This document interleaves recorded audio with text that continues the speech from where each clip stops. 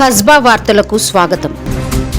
తెలంగాణ రక్షణ సేన చీఫ్ కవిత June 2న deadline కు దిగివచ్చిన రాష్ట్ర ప్రభుత్వం తెలంగాణ నిజమైన ఉద్యమకారులకు న్యాయం చేయాలని నూతన కమిటీ ఏర్పాటు చేయడం, వెంటనే నూతన కమిటీ సమావేశం కావడం, చకచకా జరుగుతున్న ఈ తతంగంలో తెలంగాణ రక్షణ సేన chief Kalvakuntla Kavitha serious effect ఉన్నదన్న సంగతి తేలిపోయింది.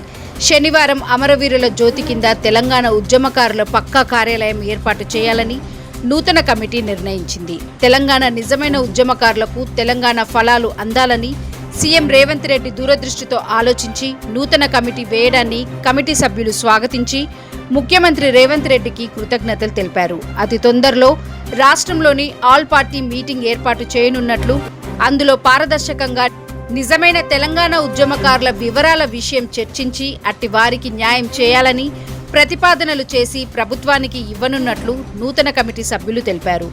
ప్రత్యేక తెలంగాణ రాష్ట్ర ఏర్పాటు ఆకాంక్షకై 1969 నుంచి ఉద్యమించిన వారి వివరాలు కూడా తీసుకోనున్నట్లు తెలిపారు. శనివారం జరిగిన తెలంగాణ ఉద్యమకారుల నూతన కమిటీ సమావేశంలో చైర్మన్ కె కేశవరావు, మంత్రి పొన్నం ప్రభాకర్, ఎమ్మెల్సీ ప్రొఫెసర్ కోదండరాం, మరొక ఎమ్మెల్సీ అద్దంకి దయాకర్, మాజీ ఎమ్మెల్సీ రాములు నాయక్, మోత శోభన్ రెడ్డిలు సమావేశమయ్యారు.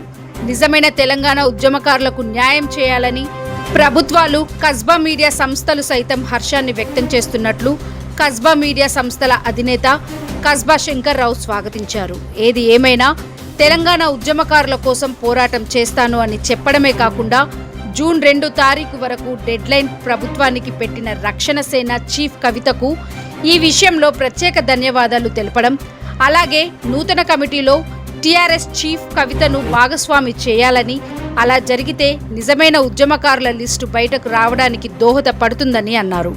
నూతన కమిటీలో తెలంగాణ రక్షణ సేన చీఫ్ కవితకు అవకాశం కల్పించాలని చైర్మన్ కె కేశవరావును కస్బా కోరారు.